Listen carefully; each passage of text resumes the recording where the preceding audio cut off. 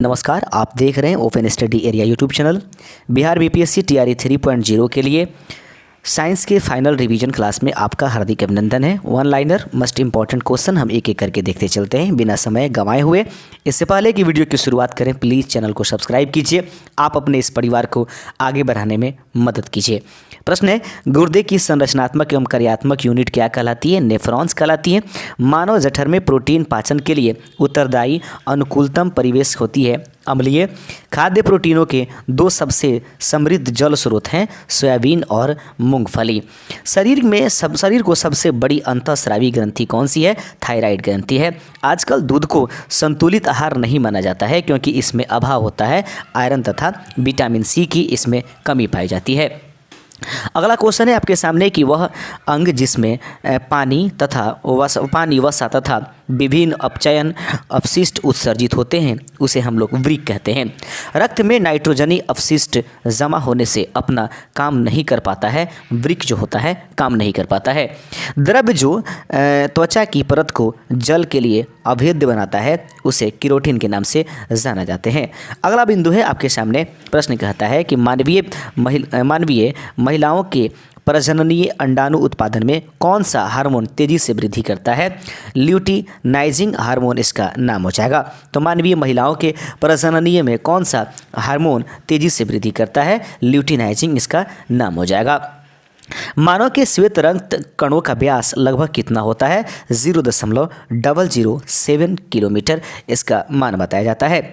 दोस्तों, यदि आप हमारे चैनल पर नए हैं तो प्लीज़ चैनल को ज़रूर सब्सक्राइब कर दीजिएगा और किसी भी हिसाब से आप इस चैनल को सहयोग कीजिए और कोई भी समस्या आती है तो आप हमें कमेंट में ज़रूर सजेशन कर दीजिएगा।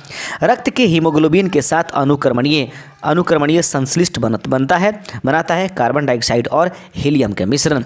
इंसुलिन एक प्रकार का हार्मोन है जिसका स्राव किया जाता है पैंक्रियाज स्थित लैंगरहेंस की द्वीपिका अर्थात अंतःस्रावी ग्रंथिका के द्वारा। अगला बिंदु है कि गति प्रेरक का कार्य होता है, यह हृदय स्पंदन को समंजित करता है। आगे बिंदु है, कहता है दोस्तों कि टेरामाइसिन जिस जीवाणु से तैयार की जाती है उसको स्ट्रेप्टोकोकस रिमोसस के नाम से जाना जाता है। क्लोरोमाइसिन जिस जीवाणु से तैयार की जाती है उसको स्ट्रेप्टोकोकस वेनुजेला के नाम से जानते हैं। कैप्सिड जिन छोटी छोटी इकाइयों की बनी होती है उसे हम लोग कैप्सोमियर के नाम से जानते हैं। अगला बिंदु है आपके सामने कि पादप विषाणु में न्यूक्लियर अम्ल पाया जाता है आरएनए में। आगे बढ़ते चलते हैं, कवक किस उप जगत में पाया जाता है? थैलोफाइटा में कवक जो है पाया जाता है। गोबर में उगने वाले कवकों को क्या कहा जाता है? इसको कोप्रोफिलस के नाम से जानते हैं। कवकों में संग्रहित भोजन होता है तो ग्लाइकोजोन के रूप में जो होता है वह इसका सही आंसर हो जाएगा। आगे बिंदु आपके सामने है, अगला बिंदु आपके सामने है, प्रश्न कहता है चाय तथा कॉफ़ी का संगठन कैफीन होता है एक मूत्रवर्धक, याद रखेंगे एंड मूत्रवर्धक। मूत्र में Ca+ डबल आयन का अधिक क्षरण होता है विटामिन डी की कमी के कारण से। मांसपेशियों में पीड़ा का कारण कौन सा है? तो मांसपेशियों में पीड़ा का कारण विटामिन सी की कमी हो जाती है। आगे बढ़ते चलते हैं अपने अगले नंबर क्वेश्चन की तरफ।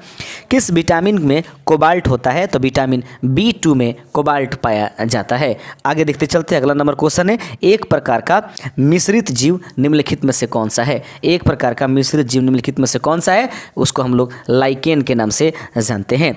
अगला बिंदु आपके सामने है और प्रश्न कहता है कि पसीने का मुख्य उपयोग है शरीर का ताप नियंत्रित करने के लिए। मांसपेशियों में किस अम्ल के जमा होने से थकान का अनुभव होता है? लैक्टिक अम्ल। कोलेस्ट्रॉल है एक प्रकार का एस्टेरॉयड के नाम से हम लोग इसको जानेंगे। आगे बिंदु है, वह रेडियो समस्थानिक जिसे परिवहन तंत्र में खून के थक्के का पता लगाने हेतु प्रयोग में लाया जाता है उसे सोडियम 24 के नाम से जानते हैं। आगे बिंदु है कि मनुष्य के अंगों में से हानिकारक विकिरण से सबसे कम सुप्रभाव्य अंग कौन सा है? मस्तिष्क। वृक्क किस पोषण तत्वों का अधिशेष भाग निष्कासित कर देता है? शर्करा, एमिनो अम्ल इत्यादि को। आगे बिंदु है प्रश्न कहता है कि पेशी तंत्र संकुचन कभी कभी बंद कर देते हैं क्योंकि ऐसा अधिक लैक्टिक अम्ल जमा होने के कारण से होता है। जिगर में प्रोथ्रोम्बिन नामक पदार्थ के निर्माण में भाग लेता है। तो जिगर में प्रोथ्रोम्बिन नामक पदार्थ निर्माण में भाग लेता है रक्त स्राव रोधी पदार्थ के रूप में। मूत्र का सापेक्षिक घनत्व कितना होता है? तो मूत्र का सापेक्षिक घनत्व जल से अधिक होता है।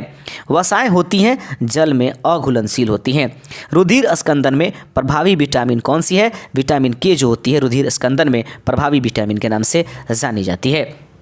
सीमेंट और अस्थियां दोनों में ही विद्यमान होने वाले पदार्थ कौन है? कैल्शियम जो होता है सीमेंट और अस्थि दोनों में पाया जाता है।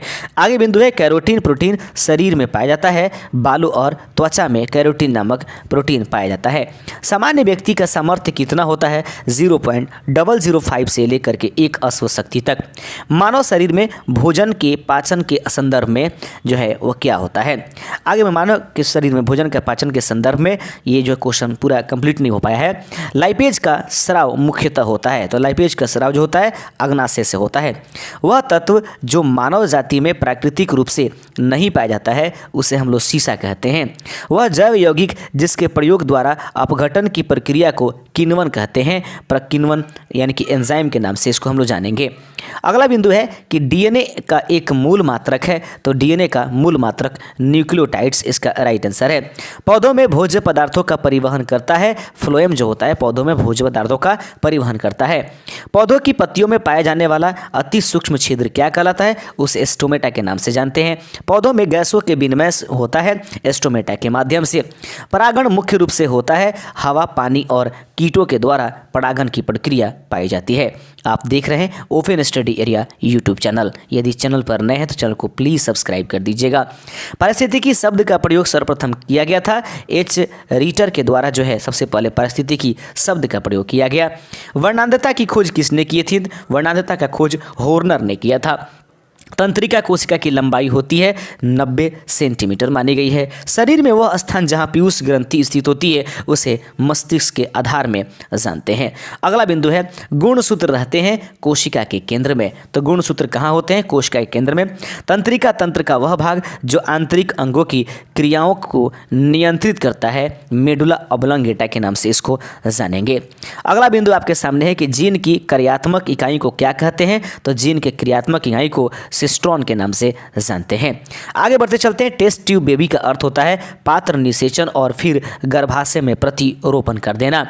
कोशिका गतिविधियां नियंत्रित की जाती है न्यूक्लियस के द्वारा। आनुवंशिक किसकी इकाई होती है? तो आनुवंशिकी जो होती है वह जीन की इकाई मानी जाती है। तंत्रिका तंत्र की आधारभूत इकाई क्या है? न्यूरॉन को तंत्रिका तंत्र की आधारभूत इकाई मानते हैं। हमारे शरीर की वह कोशिकाएं जिसमें सबसे कम पुनर्योजी शक्ति होती है उसे मस्तिष्क कोशिकाएं के नाम से हम सभी जानेंगे। अगला प्रश्न है कि आधुनिक आनुवंशिकी का पिता किसे कहा जाता है? बेटसन को आधुनिक आनुवंशिकी का पिता कहा जाता है। अपरापोशिका सहायक होता है। पोषण के अलावा श्वसन तथा उत्सर्जन में जो होता है अपरापोशिका सहायक होता है। कोशिकाओं में तत्कालीन ऊर्जा उत्पादन के लिए लिया जाता है। विटामिन सी को कोशिका में तत्कालीन ऊर्जा उत्पादन के लिए जाता है लेकिन तत्कालीन ऊर्जा के रूप में कार्बोहाइड्रेट लिया जाता है लेकिन उत्पादन के लिए विटामिन सी। पेप्सिन एंजाइम भोजन के प्रोटीन को बदलकर पेप्टाइन एवं पॉलीपेप्टाइन में देता है। आगे बढ़ते चलते हैं। अगला क्वेश्चन है सेंटर फॉर डीएनए फिंगरप्रिंट याद रखेंगे।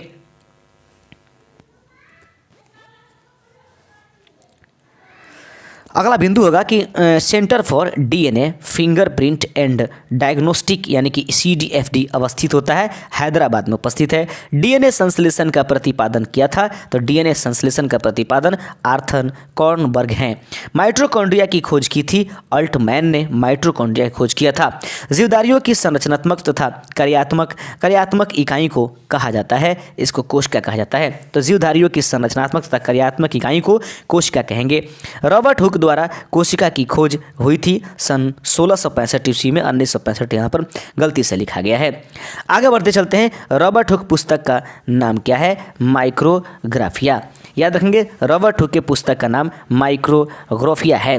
साधारणतः कोशिकाओं का व्यास कितना होता है? 10-12 mm से 100 mm तक पाई जाती है। किसने कहा है कि जीव द्रव्य जीवन की भौतिक आधारशिला है? इसको हक्सले ने कहा था।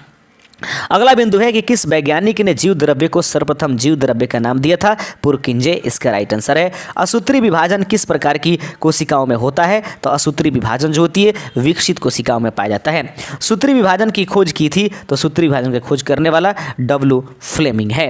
क्रोमैटिन जाल के छोटे छोटे टुकड़ों को क्या कहते हैं? तो क्रोमैटिन जाल के छोटे टुकड़ों को गुणसूत्र के नाम से जानते हैं।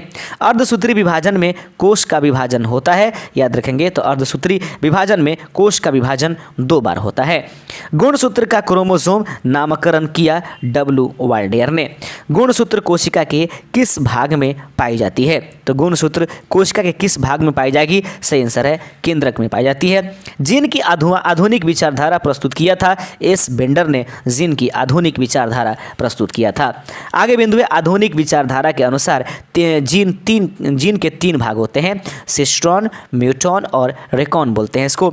जीन के कार्य की इकाई क्या होती है? तो जीन के कार्य की इकाई सिस्ट्रॉन के नाम से जानी जाती है। म्यूटान है उत्परिवर्तित इकाई। रंगों के आधार पर लौकों को कितने श्रेणियों में विभाजित किया जा सकता है? तो याद रखें रंगों के आधार पर लौकों को 3 श्रेणी में विभाजित किया गया है। आगे बढ़ते चलते हैं। टमाटर में वर्णक पाया जाता है तो टमाटर में लाइकोफिन के वर्णक पाए जाते हैं। गाजर में वर्णी लवक पाया जाता है कैरोटीन। चुकंदर में वर्णी लवक कौन सा पाया जाता है? बिटानिन। आगे बढ़ते हैं। सागोपाम कहा जाता है साइकस को। याद रखेंगे सागोपाम जो होती है वो साइकस को हम लोग जानते हैं। आगे बढ़ते चलते हैं। सेंड्रस का तेल निकाला जाता है देवदार की लकड़ी से। स्याही बनाने में काम आने वाला टेनिन पदार्थ होता है सूखा थ्यूजा नामक पौधे से। समुद्री शैवाल में होता है आयोडाइड पाया जाता है। आगे प्रश्न है कि लेमिनेरिया एक समुद्री शैवाल का नाम है। एल्कोहल उद्योग में प्रयुक्त होने वाला कवक खमीर यानी ईस्ट के नाम से जाना जाएगा। हड्डी का प्रयोग उर्वरक के रूप में किया जाता है क्योंकि याद रखेंगे इसमें पौधा पोषक तत्व उपस्थित होता है जिसको हम लोग फास्फोरस के नाम से जानते हैं। वृक्ष के तनों में रहने वाले प्राणियों को क्या कहा जाता है? याद रखेंगे वृक्षवासी के नाम से जाना जाएगा। सामान्यतः प्रयोग किया जाने वाला मसाला लौंग कहाँ से प्राप्त किया जाता है? पुष्पकली से। पुष्प का वह भाग जिसके द्वारा प्रकाश संश्लेषण किया जाता है बाह्य दल पुंज, इसका राइट आंसर हो जाएगा। आगे है वृक्ष वलयों की संगणना द्वारा वृक्षों की आयु का आकलन करना क्या कहलाता है? इसको हम लोग डेंड्रोकोनोलॉजी के नाम से जानते हैं। वह फल जिसमें असली फल भी है और दिखावटी फल भी है उसको हम लोग काजू के नाम से जानेंगे। वह कौन सा फल है जिसमें असली फल और दिखावटी फल दोनों उपस्थित हैं? काजू इसका सही आंसर हो जाएगा। जिस फल के बनने में अंडाशय के अलावा पुष्प के अन्य भाग सहायता करते हैं उसे हम लोग असत्य फल के नाम से जानते हैं। आगे बिंदु है क्विनैन का प्रयोग होता है मलेरिया रोग के उपचार में। आगे तो आज के इस सेशन में बस इतना ही से क्वेश्चन हम फटाफट रिवीजन करके छोटे छोटे वीडियो और अधिक से अधिक क्वेश्चंस 1 लाइनर आपको देने की पूरी कोशिश कर रहे हैं। प्लीज़ चैनल पर नए हो तो जाते जाते लाइक कर दीजिएगा और अपने दोस्तों में शेयर कर दीजिएगा। Thank you.